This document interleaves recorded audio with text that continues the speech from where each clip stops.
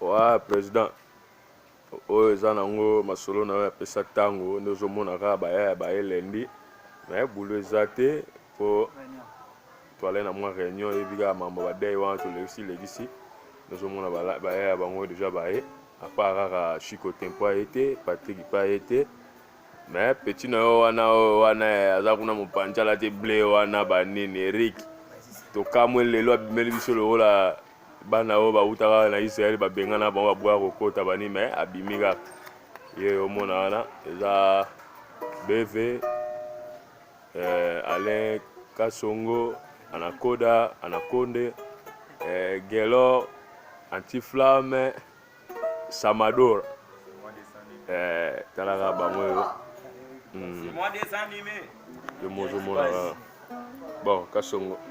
Ouais, mon président, donc Besirta, Nengezala Kaka, ma Charlotte et Pigeon, Bana Londres, Yabine Yawana. Donc, tout outil Gozala Matanga. En plus, mes condoléances, ma famille, Fafa de Molo, dans Londres, mes condoléances.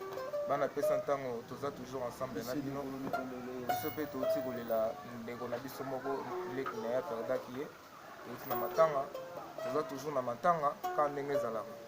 Yo tozali mwa lisolo na bandeko lisolo ya pesa ntango isekta ka ndenge ezalaka bana Londres lisolo eza toujours molai.